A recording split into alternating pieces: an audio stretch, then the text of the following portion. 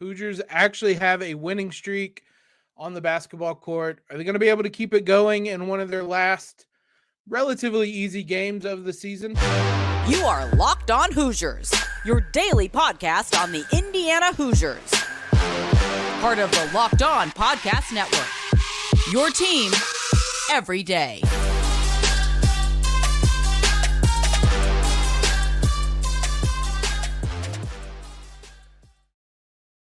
What is up, everybody? Welcome into another episode of Locked On Hoosiers, your one and only daily one-stop shop for everything IU athletics. I'm your host, as always, Jacob Rude. I want to thank you guys for making us your first listen. I want to thank FanDuel, our new sponsor. We're excited to have them on board. Today's episode is brought to you by them. They are the official sportsbook of Locked On. Make every moment more. Visit FanDuel.com/lockedon today to get started. Hoosiers, I don't want to call it an easy game necessarily because it is a Big Ten game and a Big Ten road game. But the Hoosiers have their easiest remaining game of the season tonight in the barn in Minnesota. It's a good time to have it. They're on a win streak, have some momentum going. It's a chance to really keep things rolling as the schedule's going to get a lot tougher after this. Let's talk about tonight's game.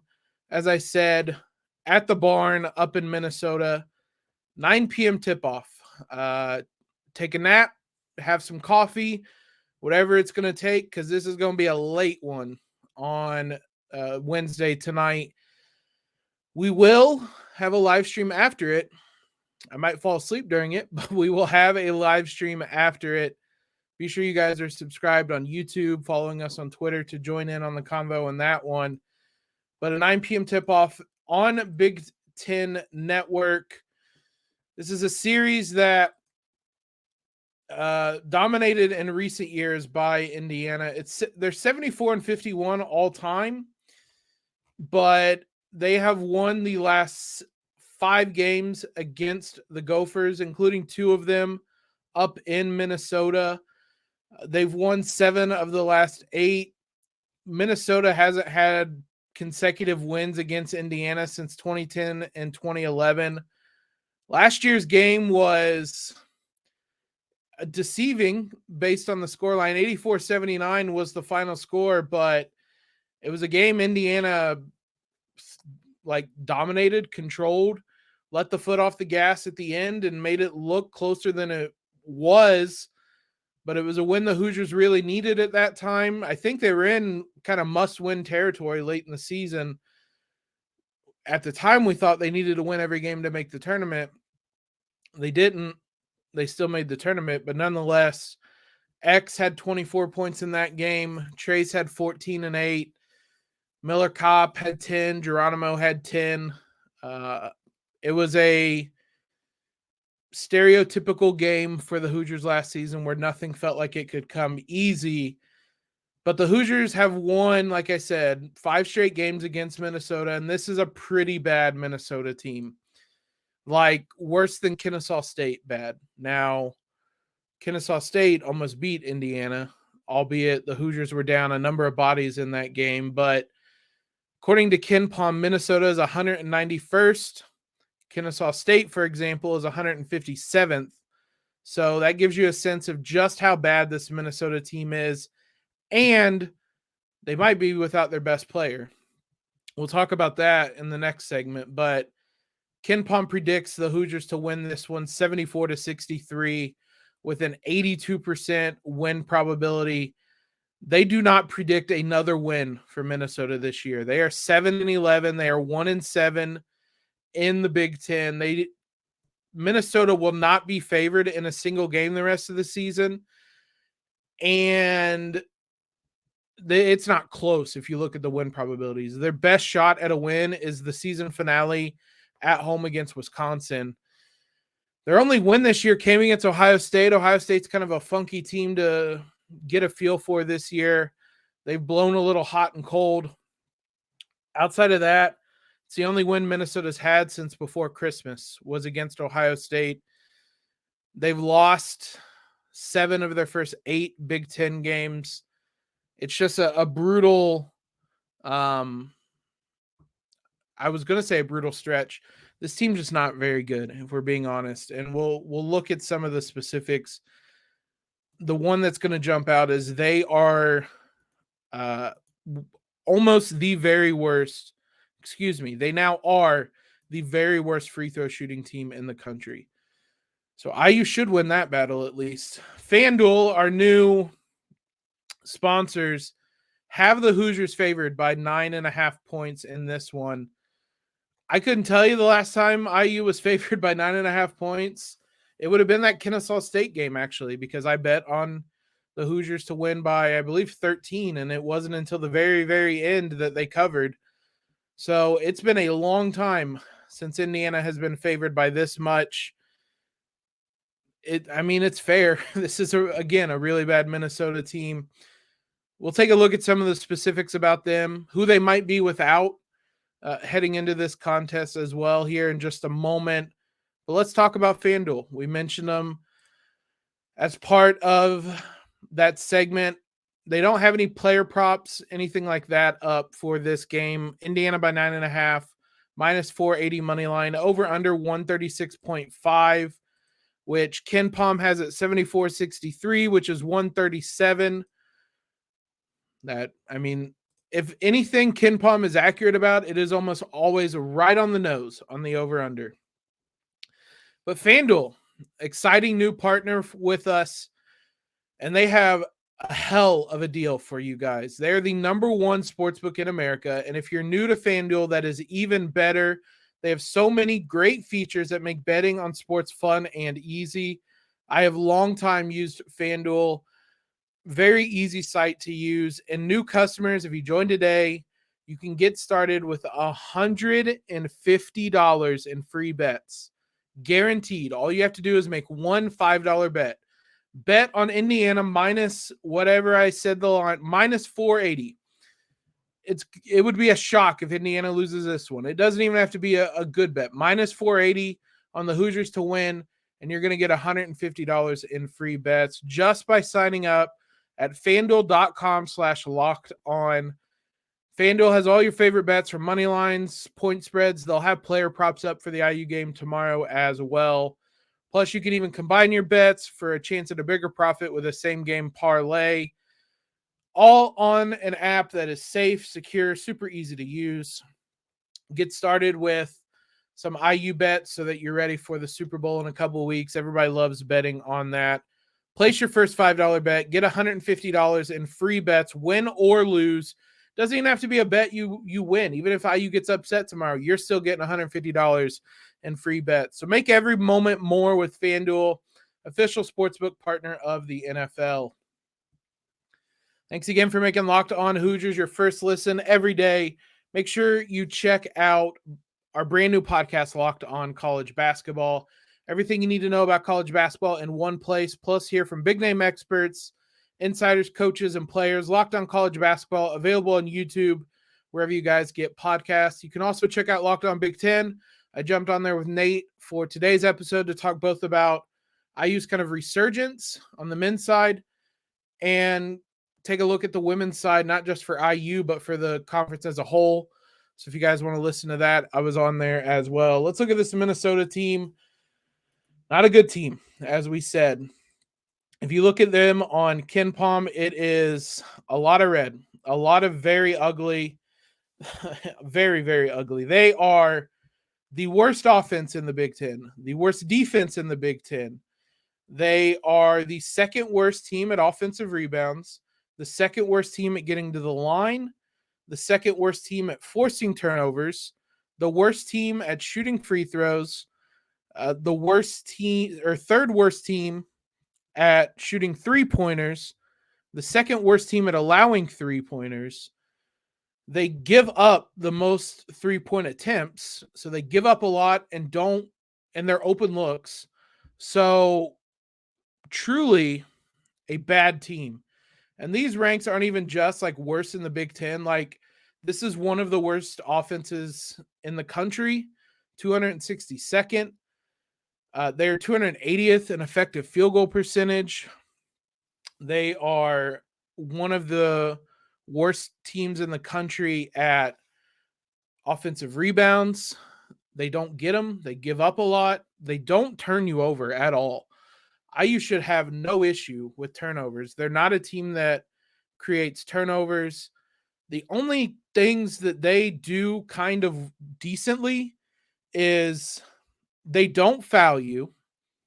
That might be because they're nowhere near you. They're just giving up open shots. They do not foul you. They defend the two decently well, but at the cost of just giving up wide open three-pointers. I haven't watched Minnesota a lot. I don't know if they're simply just not stepping 15 feet away from the basket. I'm not really certain there. It could be a get-right game for Indiana to shoot some open threes. But this is a really bad team. This is a really, really bad team. They don't take three-pointers. They give up a lot of three-pointers. Just across the board, a team that has struggled. They have one top 130 win this season, and it was at Ohio State game in Ohio State, which, like I said, Ohio State is a funky team, and that game featured Dawson Garcia scoring 28 points. Now, Dawson Garcia is their best player. He's averaging 14.9 points, shooting 44% from the field, 6 rebounds.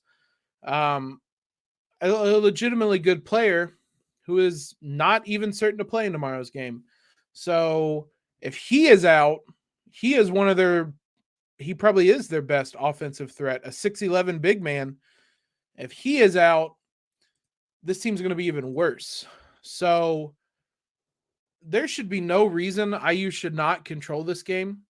This is an IU team that is now good and have gotten things fixed. This needs to be a game you walk in there, take care of business, and walk out of Minnesota with a road win. A lot of teams have done that in the Big Ten this season. Michigan snuck out of there with a 4-point win, but Purdue beat them by over 20. Illinois beat them by 18. They have had some close games. Nebraska and Wisconsin were one-possession games. It was a one-possession win over Ohio State, but then they started off Big Ten play with 19 and 15-point losses to Purdue and Michigan. So this is a bad Minnesota team. It might sound like I'm being harsh, but I'm just trying to set the scene here because this should not be a game Indiana struggles with or without Xavier Johnson. They're going to have Trayce Thompson, even as they try to work him back into the lineup, which is going to be one of the biggest things to watch. He spoke to the media on Tuesday. Very enlightening interview. He spoke very kind of candidly that when he had that injury against Iowa, he thought his career was done. He said his career flashed before his eyes, and it was very emotional. It kind of has given him a new outlook on the rest of this season that he thought had been taken away from him. It has not. He's back on the court. He's playing at home for the last time. He said he's going to have between 50, 60 family members there. A great for him. Not just to be back, but to be back in time for this game. Like I said, he's from Minnesota. It's his last time to play in Minnesota. So excited for him in that regard. He gave an interesting quote though, and he kind of said it with a little bit of a smile, but he was speaking about how well Jordan Geronimo was playing. He said that he had been talking to Geronimo from the minute his injury happened to give him encouragement, give him advice. And he said Jordan Geronimo has been playing well, and he has to earn minutes back from him, which he said with a bit of a smile, but also I think he also kind of meant it genuinely. Like, that's the type of player that Trayce is. That's the type of leader you want. So excited to see him back. We didn't see it a lot on Sunday. I'm fine with them not rushing him back. And so hopefully he'll be able to play more in this one. This is a really good game to try to reintegrate somebody into the lineup. And so hopefully he's able to play a bit, shake off that rust, because after this game, things are going to get a lot more difficult for Indiana. They're going to play Ohio State, Maryland. The Purdue game's coming up. A rematch against Rutgers. They have Illinois again. They have Purdue late in the season. Like, things are going to get a lot more difficult for Indiana, which even more reason that they need to take advantage of this opportunity for a comfortable win. Let's not make it hairy. Let's not get out to a big lead and let them come back. Just take care of business, get the win, so that we can jump on here tomorrow night and talk about how easy that was and how dominant Trayce continues to be. Let's wrap some things up with bracketology. We spoke about it last week. I don't know that anybody has a real feel for Indiana because they are way back up in the latest bracketology. We'll give you both the men's and women's updates for that here in just a moment.